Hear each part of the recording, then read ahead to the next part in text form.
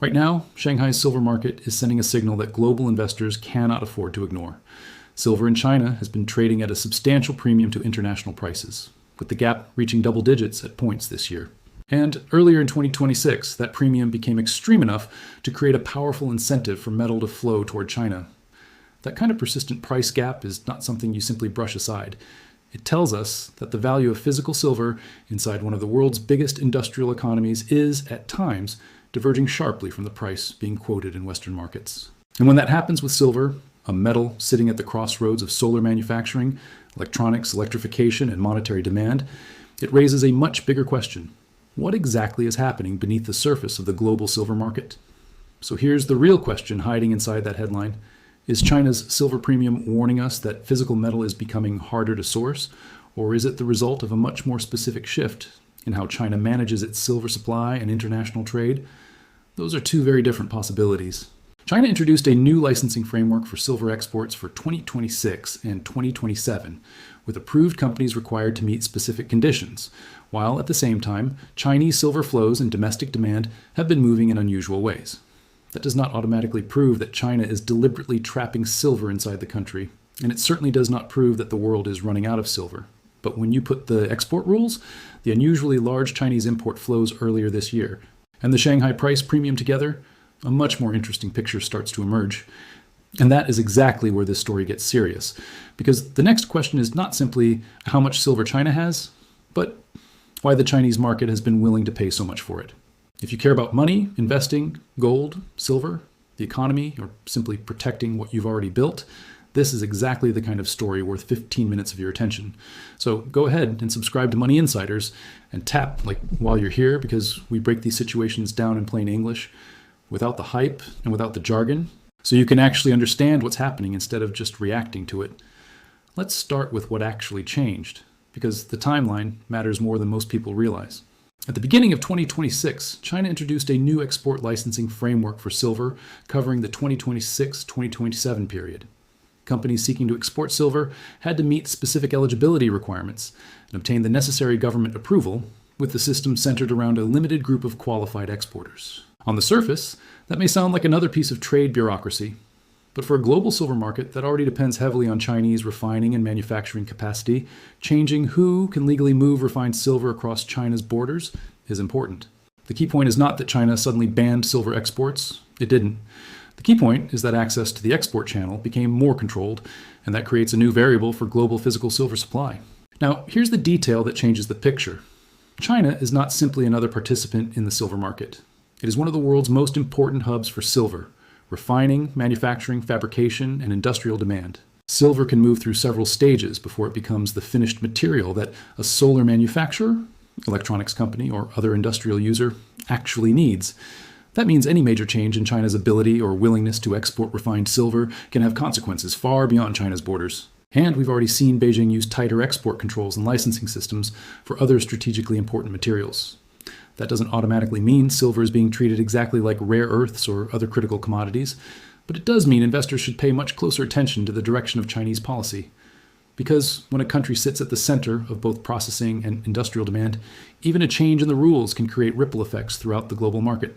But this is where the story gets even more interesting, because the export licensing rules by themselves don't explain the entire move in silver. To understand why the Shanghai Premium matters, we have to go back to what was happening in the global silver market before and around the introduction of these new rules. Silver had already entered a period of extraordinary volatility, with investment demand, industrial consumption, tight physical availability in some markets, and expectations around future supply all competing for attention. That matters because China didn't introduce its new export framework into a calm and perfectly balanced silver market. It entered a market that was already sending warning signals of its own. And once those two stories started developing at the same time, tighter control over Chinese exports and unusually strong physical demand, the price difference between Shanghai and international markets became much harder to ignore. That's the point where this stops being just a China trade policy story and starts becoming a global silver story. So what does a move like that actually mean for someone watching this video rather than trading futures contracts for a living? If you owned physical silver coins or bars, a major increase in the quoted market price would obviously raise the potential market value of your holdings, but the story becomes even more important for people who actually use silver. Jewelry manufacturers, electronics companies, solar producers, and other industrial users don't simply watch the silver price on a screen. Silver is an input cost.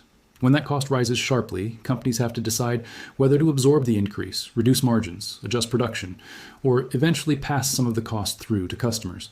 And that is why a dramatic silver move isn't just a chart event. It can eventually affect businesses, supply chains, and the products that depend on this metal. Then, almost as quickly as silver had risen, the market turned violently lower. That reversal is important because it created a huge test for the physical market. Western silver prices fell sharply, while the Chinese market continued to show a substantial premium over international prices. In other words, the price signals coming from different parts of the world were suddenly telling very different stories. And that is, the detailed casual coverage can easily miss.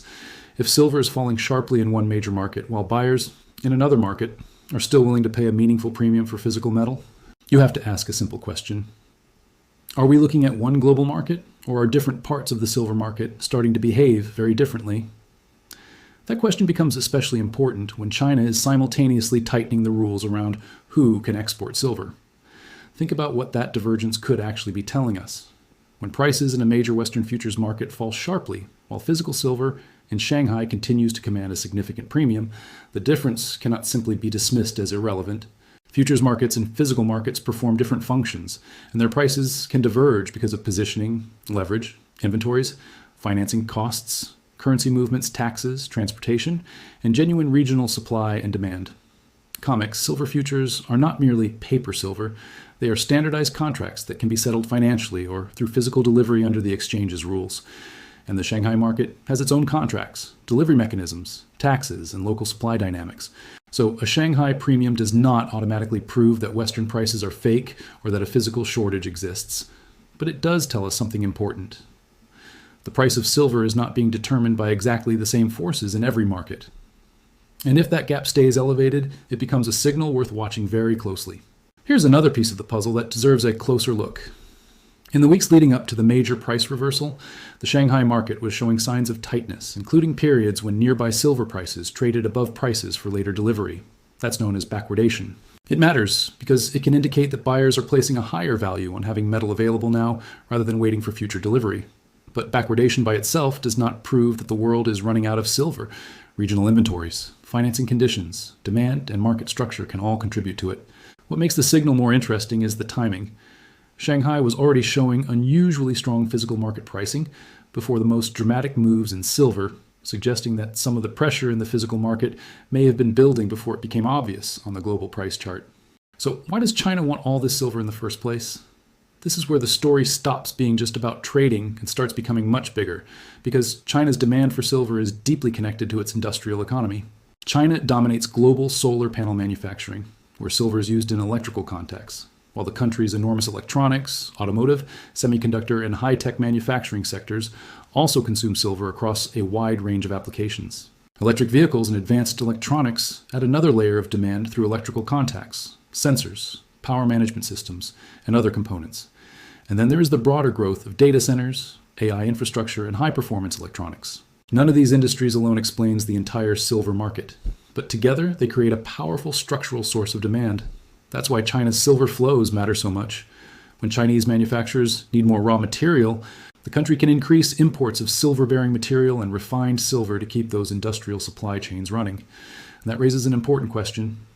If China's own industrial demand keeps expanding, how much silver will remain available for buyers outside China? Now, here's a reality check against some of the more dramatic narratives circulating online. Some commentators have described China's silver export controls as another example of Beijing weaponizing critical materials, similar to the way export restrictions on rare earths and other strategic commodities have been used during trade tensions. It's an interesting comparison, but we should be careful not to jump from tighter export controls to a geopolitical weaponization claim without stronger evidence. China's silver policy is better understood, at least for now, as a combination of trade regulation, domestic supply management, and the needs of a huge industrial economy. That distinction matters. China doesn't necessarily have to declare silver a geopolitical weapon for the policy to affect the rest of the world. If Chinese manufacturers continue demanding more silver while export access becomes more controlled, foreign buyers could simply face a tighter pool of available material. And that may actually be the more important story for investors, because industrial self-interest doesn't require a trade war. It only requires China to decide that its own factories need the metal more than overseas buyers do. But there's another side to this that often gets overlooked in the excitement around China's export restrictions, and it's the side that predates them by years. The silver market has experienced repeated periods of structural supply pressure, with mine production and recycling struggling at times to keep pace with total demand. Industrial demand, particularly from solar manufacturing, has become an increasingly important part of that equation. China's new export rules did not create those underlying pressures. They arrived on top of a market that was already dealing with tight supply-demand conditions. And that distinction matters enormously when you think about what happens next. A policy-driven price move can potentially reverse if the policy changes, but if demand continues to grow faster than available supply, the pressure can remain even after the headlines disappear. That's why we have to separate the short-term effect of China's policy from the much bigger question of whether the global silver market can actually produce enough metal to satisfy the demand coming from industry, investors, and consumers at the same time.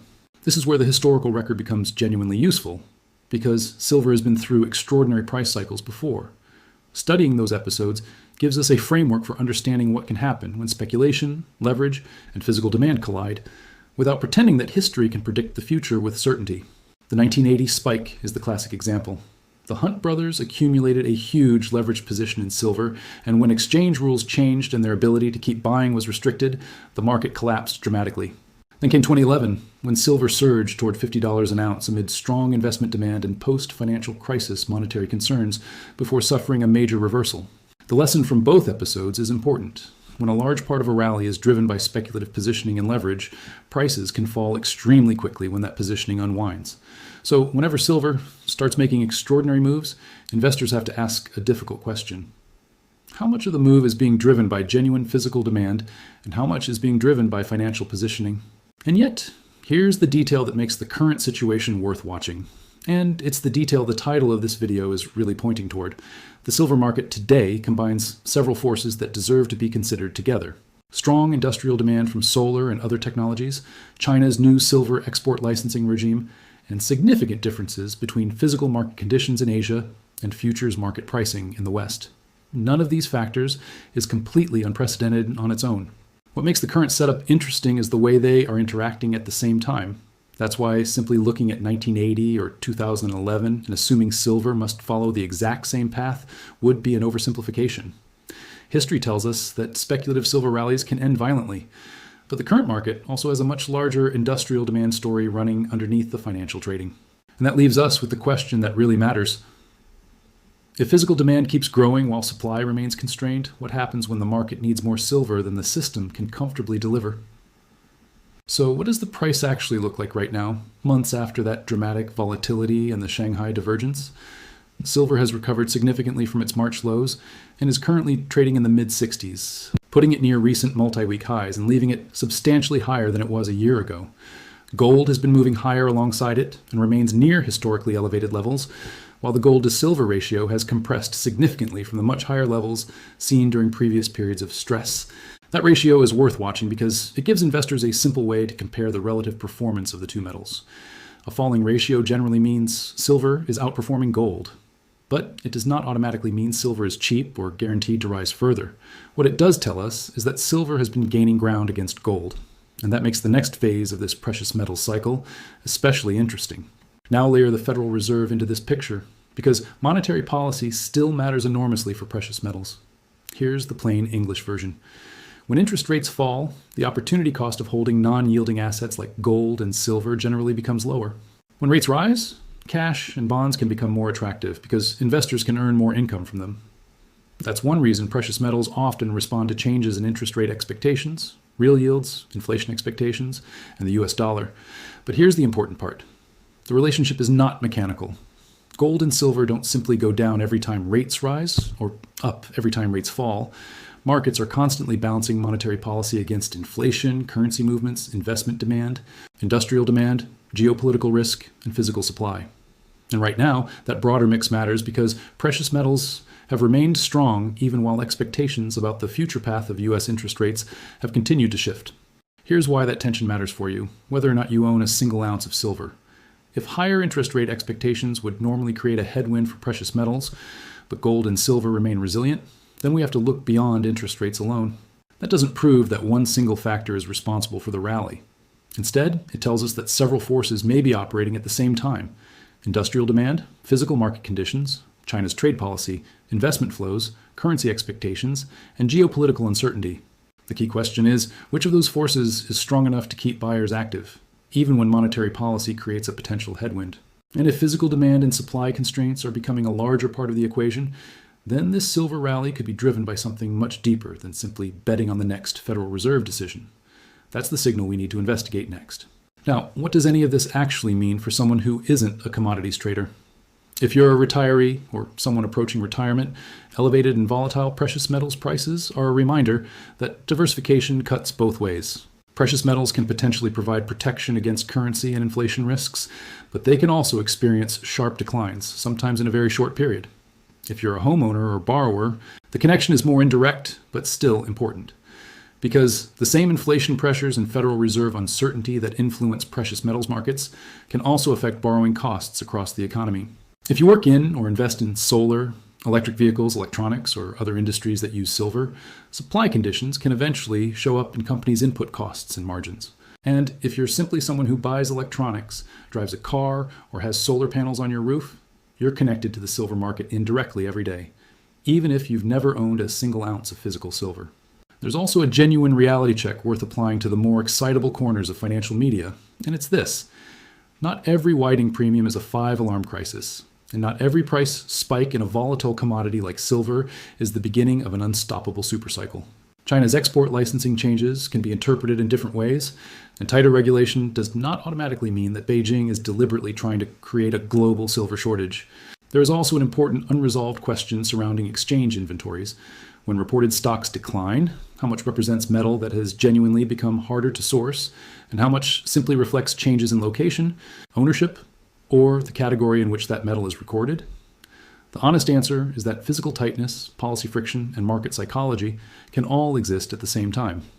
Untangling exactly how much of the Shanghai Premium comes from each factor is something investors should approach carefully rather than pretending there is one simple explanation. So let's bring this back to where we started. Is the elevated Shanghai Silver Premium a warning sign, or is it something else entirely? The evidence suggests it may be a combination of several forces rather than one simple explanation. It is a warning sign in the sense that it highlights a real difference between physical market conditions in China and prices in international markets. It also comes at a time when the global silver market is dealing with strong industrial demand, supply constraints, and China's decision to tighten control over its silver export channels. Those forces can reinforce each other. Tighter export access can make Chinese physical demand more important for the rest of the world, while a tighter global supply-demand balance can make any change in Chinese exports more consequential. But that does not mean China's policy alone created the premium, and it does not prove that a permanent global shortage is already here. What it does mean is that the Shanghai Premium has become a signal worth watching, because if that gap remains elevated while industrial demand continues to grow, the global silver market could face a much bigger supply challenge than the headline price alone suggests. What we can't say with any honesty is exactly where the price goes from here, or whether the Shanghai Premium will persist, narrow, or spike again. What we can say is that the Shanghai Premium has become an important signal for investors trying to understand the physical side of the global silver market. Unlike simply watching the headline dollar price, comparing Shanghai prices with international benchmarks can reveal when regional supply, demand, taxes, transportation costs, currency movements, and market conditions are creating an unusually large gap. That doesn't give us a crystal ball, and it doesn't prove a global shortage by itself, but it gives investors another piece of information that deserves to be watched alongside inventories, mine supply, industrial demand, recycling, and futures market positioning. And that is the real takeaway from this story. Don't just watch where silver's price is today. Watch what the different physical markets are telling you about the metal underneath that price. If you learned something new today, make sure to subscribe to Money Insiders and like this video. More powerful financial insights are coming next. This video is AI generated.